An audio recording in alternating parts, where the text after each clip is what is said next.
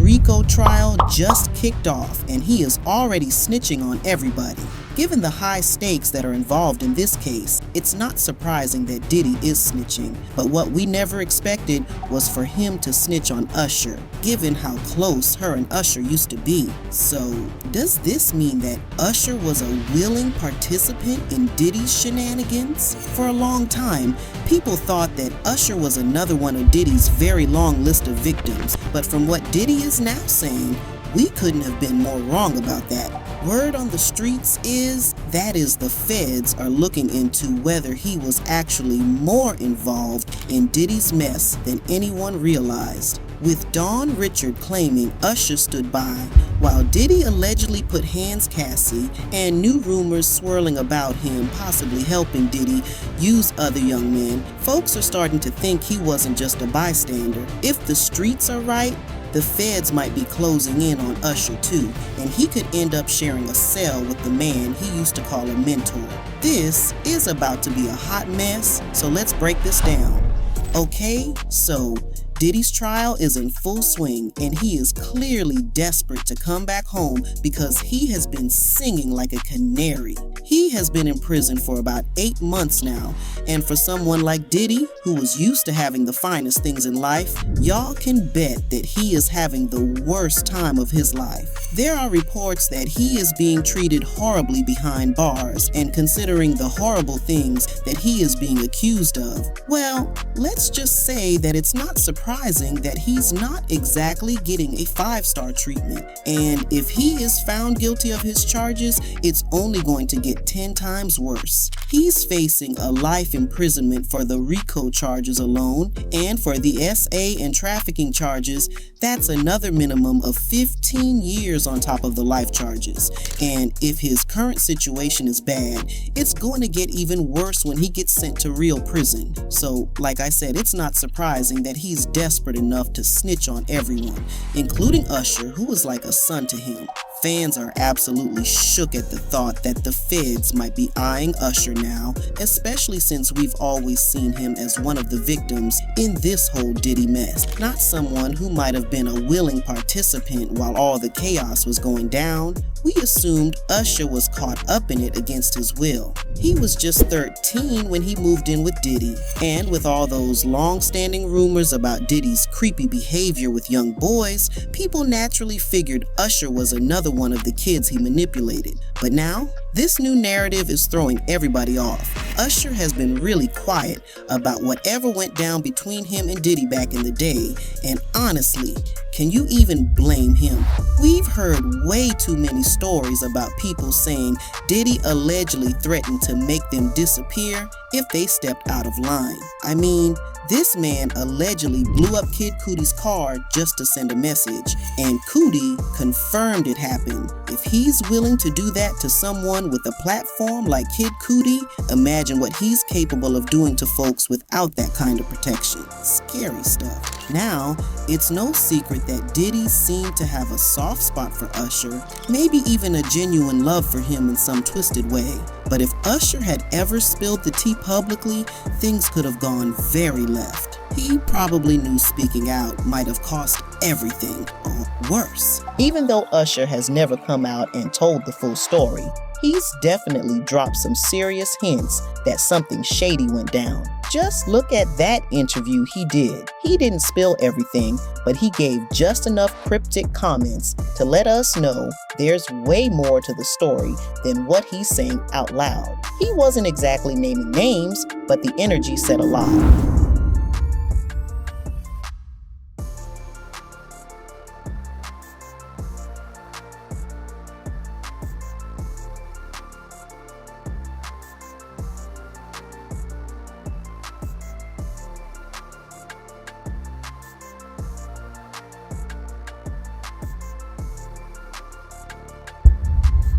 It was clear as day that he was holding a lot back, but that was not the last time that he held back when he was asked about Diddy.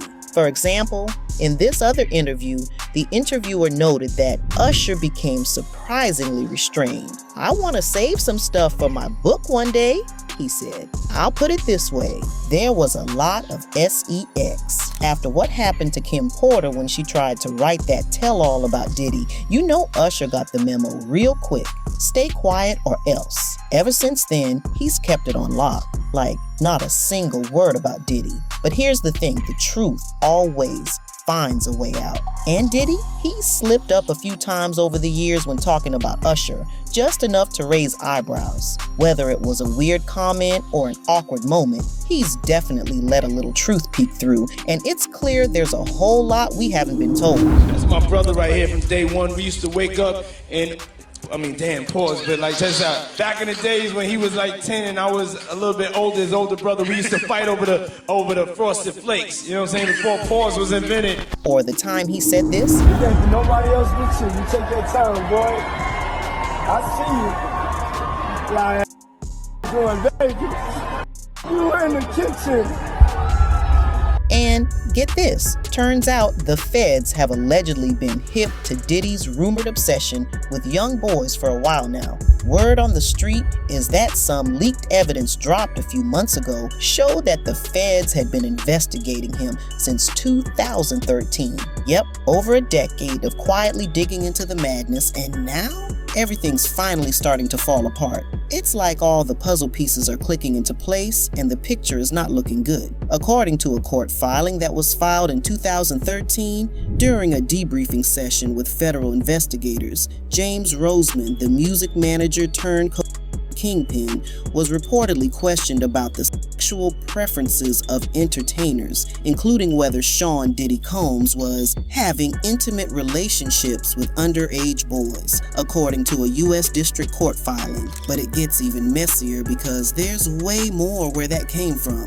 A leaked page from Kim Porter's unfinished memoir allegedly claimed that Diddy wasn't just close with Usher, he was intimate with him. And she even suggested that Diddy supposedly gave Usher herpes. But that's not even the craziest part. An email allegedly from a publisher who was working on Kim's book leaked online, and the tea in that email was scorching. According to the message, Kim's manuscript went deep, naming names, describing footage of Diddy's encounters, dishing out details on who he allegedly slept with, incidents involving STDs, and even a blowout between Diddy and Usher's mama. This was also backed up by a blind item that went viral. So what was in Kim's book? You want to hear it? Here it go.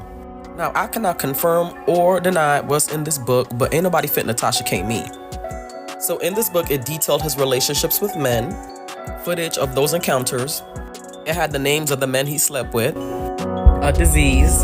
And honestly, this all kind of tracks, because let's not forget, Usher has faced multiple lawsuits over the years for allegedly putting women's health at risk by having unprotected intimacy without disclosing that he had herpes. One of the most high-profile cases came from Laura Helm, who hit him with a $20 million lawsuit claiming he exposed her to the virus during a private encounter. Now, thankfully for her, her test results came back negative, but she didn't back down. She still took legal action, arguing that Usher put her in a potentially dangerous situation that could have changed her life forever. And honestly, she had a point. Just because she didn't end up infected doesn't mean the risk wasn't real. That whole situation was turning into a major scandal, and Usher started catching serious heat. Then, out of nowhere, Laura Helm just dropped the lawsuit. Naturally, people started whispering that he must have paid her off to keep things quiet and avoid more bad press. But here's where it gets even messier. Two more women came forward not long after, both accusing Usher of exposing them to herpes without saying a word. One of them, who stayed anonymous, actually tested positive. The other woman didn't test positive, but she was still really shaken up and worried about what could have happened. So, yeah, it definitely wasn't looking like some one-time mistake. So, Usher allegedly hooked up with Quantasia Sharpton right after her 19th birthday, and now she's stressing about possible health risks, not just for herself, but for her child too. And let's not forget about that anonymous Jane Doe who also sued him. But before things really took off in court, Usher settled for $1.1 million. So, yeah, he's definitely dropped some serious cash trying to keep this whole herpes situation under wraps. And now, Folks are out here saying he might have gotten it from Diddy. Whew, that's just nasty. With all this, it's not surprising why we all thought that Usher was a victim and we felt sorry for him. But with Diddy's confession and the receipts, well, let's just say that the feds are starting to treat Usher like a co-conspirator. Word on the street is that even after everything Diddy allegedly put him through, Usher was allegedly cool with standing by and watching some of that shady stuff go down. Diddy's former bodyguard, Gene Deal, was actually one of the first to reveal that when he hinted that Usher knows way more than he's letting on. Man, it's a lot of stuff that Mace and Usher know that they ain't telling about Diddy. There's a lot of stuff that they know. Can you imagine, bruh? If you thought the Usher mess was wild already, buckle up. Word on the streets is that Usher allegedly played a role in helping Diddy get to Justin Bieber. In a recent interview, Jaguar Wright came through with some heavy tea, claiming Usher allegedly handed Justin over to Diddy and was right there while the shady stuff was going down.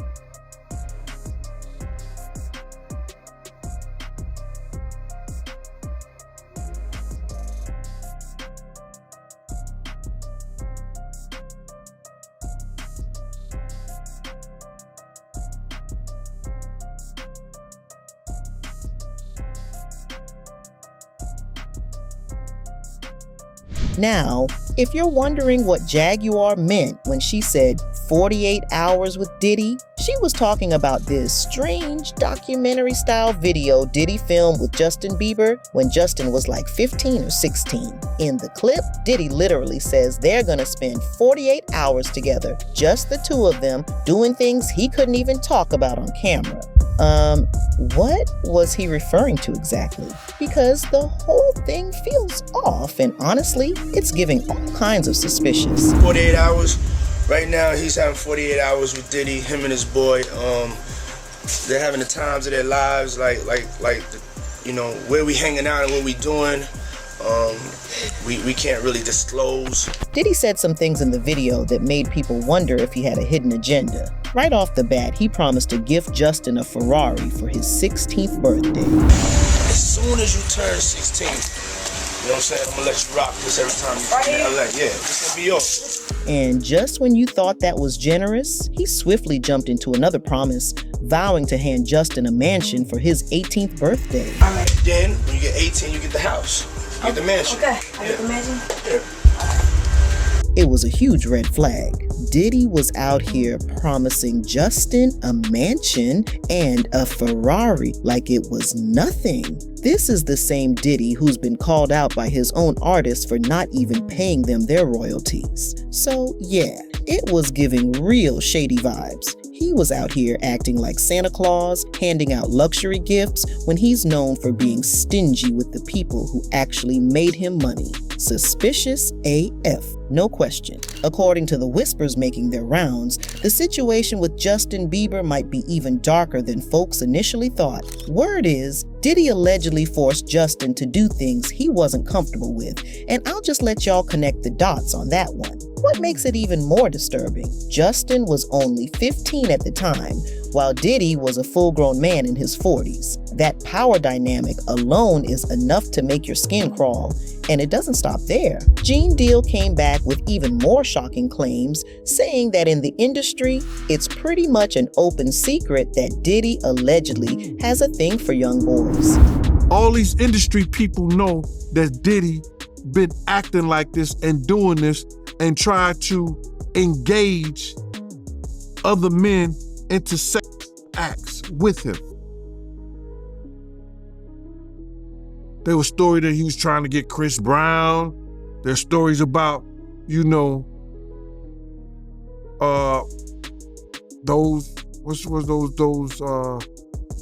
those young boys that he had, a group B5 or something like that, trying to get them. Yo, it's a lot of stories that goes around in this industry. As if all that wasn't enough, Cat Williams came for Usher, calling him out for allegedly exposing Justin to all that shady behavior when he should have been stepping up to protect him. It's honestly wild because it's clear that whatever went down between Diddy and Justin left him feeling uncomfortable. And after that, Justin started avoiding Diddy like the plague. The whole thing is just beyond shady, and you can't help but wonder how deep this all really goes. What's up, man? You good? I'm good. How are you? All right, young brother, everything's good? Everything's Selling great. out arenas and everything? Starting to act different, huh? You ain't been calling me and hanging out the way we used to hang out. Well, I mean, you try to get in contact with me, through all my, partners and whatnot. Mm-hmm. But you never really got my number, so. Right, okay. My number? It's like the same playbook Diddy used with Cassie. Justin was trying to pull away, but Diddy wasn't having it, even though it was clear Justin was uncomfortable. Diddy has this way of keeping people around, whether they want to be or not, and it's all kinds of messed up. And to make things even more suspicious, there's a video floating around of Justin doing something at one of Diddy's parties with someone, and you can guess where this was headed. The whole thing feels off, and the vibe at those events is definitely raising some serious questions. Chilly. Now the streets are buzzing with something even darker, and it's really turning the whole situation into something sinister.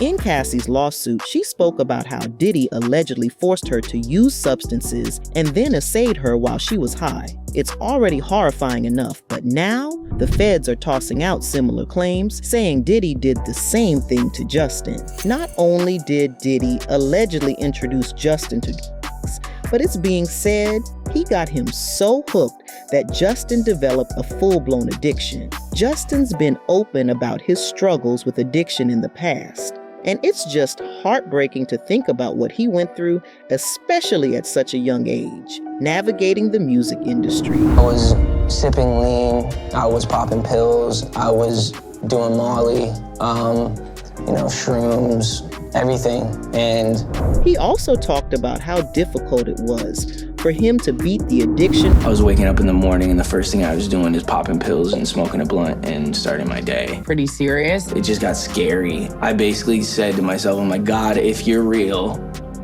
you get me through this season of stopping these pills and stuff, and if you do, I'll do the rest of the work. Fans have definitely noticed the shift in Justin's energy ever since he got clean. He pulled back from Diddy and Usher, especially after getting sober, and even unfollowed both men on social media. It's like he's making a deliberate effort to leave that entire chapter behind, and honestly, it's been pretty inspiring to watch. He's dropped the cleaned up his act, and started leveling up in his career in ways that we've all been cheering for. Oh, it doesn't end there. The streets are saying that Usher might have been way more involved in enabling Diddy's actions than we ever thought.